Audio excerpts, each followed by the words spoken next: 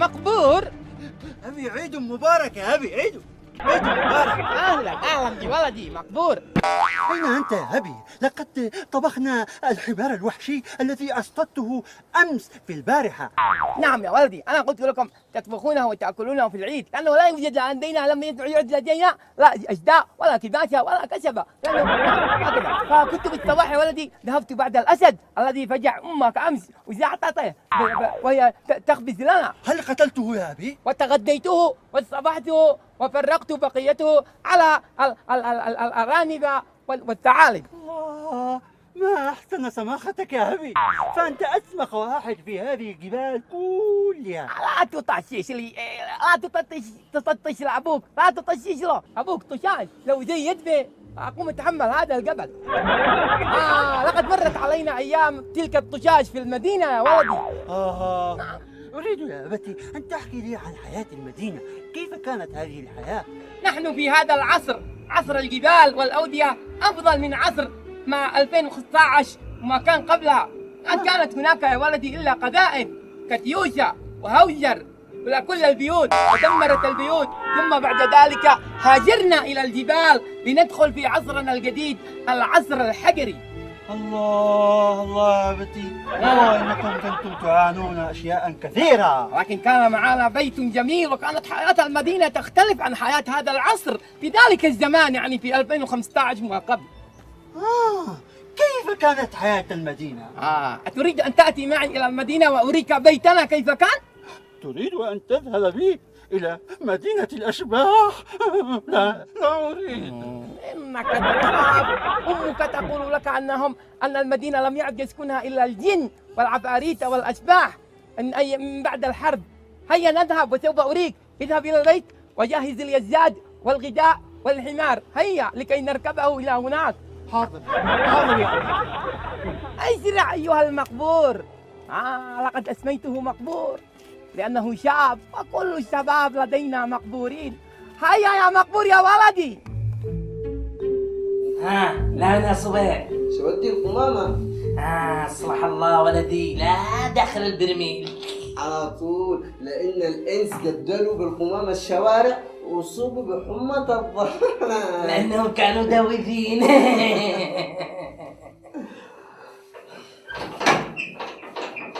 خلاص أطباء، أظن شكلهم إنس. أعوذ بالله من الإنس الرجيم. هم مش قالوا أيام الحرب شو يسكنوا الجبال وإحنا نسكن المدينة؟ اختفي.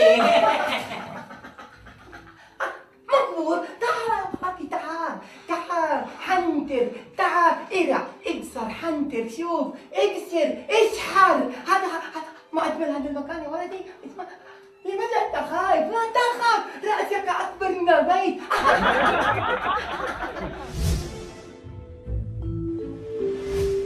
هيا سأريك المطبخ وماذا كان في المطبخ. تعال بس. يا سلام على هذا البيت.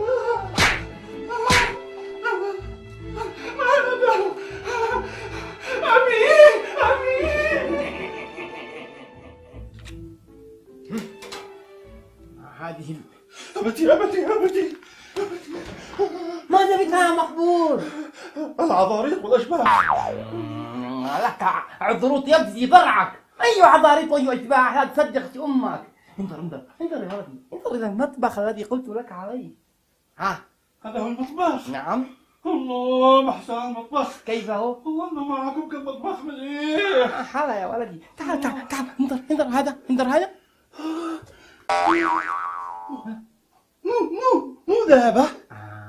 هذا كان يا ولدي يسمى في ذلك العهد البزبوز. نعم، البزبوز الحنفي. نعم، وكان عندما افتح هذا العجلات يا ذيك الدوام. ايوه، كنا عندما نفتح هكذا يخرج الماء. يعني كنتم ما تناقلوش دباب من البير؟ يا ولدي، أي دباب وأي أبيار وأي برك وأي أمطار. كان هذا يأتي من القصب إلى خزانات مياه كبير يا ولد. تعال سوف أريك شيئا آخر. تعال.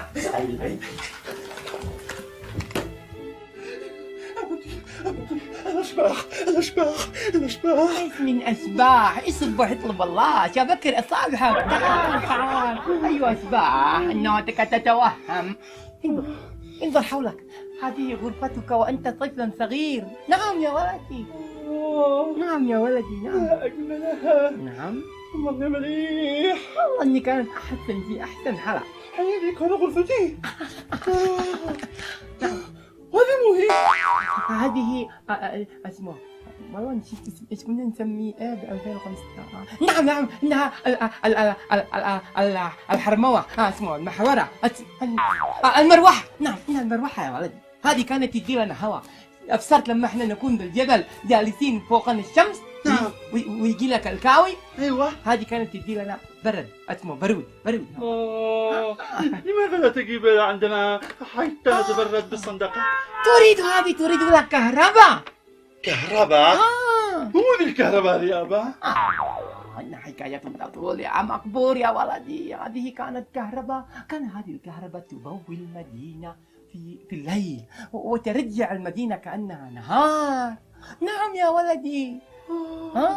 كهرباء مليح. شوف لما أقول لك بالجبل روح ينفعني عند الجبل الثاني في الليل وأنت تقول أفتجع يا أبي، أفتجع يا أبي. نعم نعم نعم. كنا نخرج في الليل آخر الليل والدنيا كهرباء مضوي كأنه صبح. لكن يا ولدي ظلت هذه الكهرباء من أجا دكمه، من أجا ردعه، من أجا زبطه، من أجا لما مات والآن لا خلاص ما في حاجة كهرباء خلاص. الله يرحمه. انظر هذا ولدي. عرفت يا أبتي مو ذا؟ ما هو؟ مراية. والله لأقطعن عنقك، أدغجنك دغج الرباح. هذا يا ولدي تلفزيون، هذا يسمى تلفزيون. نعم، وتيفي أو تلفزيون. كان يأتي هنا كان يطلع هنا رجال ونساء وناس ويقرؤون ويتكلمون، وكنا يأتي هنا ممثلين. نعم نضحك. نعم كانوا هنا ممثلين كبار من بحق همك. كان شوتر وجنبقة وجمعة، كثير من الممثلين كانوا يظهرون ونضحك. نعم هنا في هذا التلفاز. نعم يا ولدي نعم. كل شيء جميل يا ولدي، كل شيء جميل. مقبور. أبي الجن والعفاريت. أزلت أنت والجن والعفاريت. أقول لك لا يوجد جن ولا عفاريت، لا يوجد غير عفاريت الإنس. لقد رأيتهم يا أبي وهم معهم ذلك المدسدس الذي يقتل المدسدس. نعم. السلاح. نعم. يا ولدي يا مقبور، السلاح لا يستخدمه شياطين الجن، يستخدمونه شياطين الإنس فقط. الجن لا يقتلون بعضهم بعض، الإنس فقط من يقتلون بعضهم البعض. أنا قلت. أعجبتك المدينة؟ والله إني أعجبتنا يا أبتي. طيب يا أبتي، أريد أن أعرف ما السبب أننا تركنا المدينة وذهبنا إلى الجبال؟ يا ولدي الحكاية تطول. السبب يا ولدي الدودة. دودة؟ إنها دودة الشر دخلت في عقول البشر وجعلتهم يقتلون بعضهم بعضا، وهاجر الناس إلى الجبال خوفا من القتل والمقتالة. ولكن يا أبتي، هل هناك أمل أن نرجع نعيش داخل هذه المدينة؟ نعم هناك أمل واحد فقط. وما هو؟ أن نحصل علاج للدودة.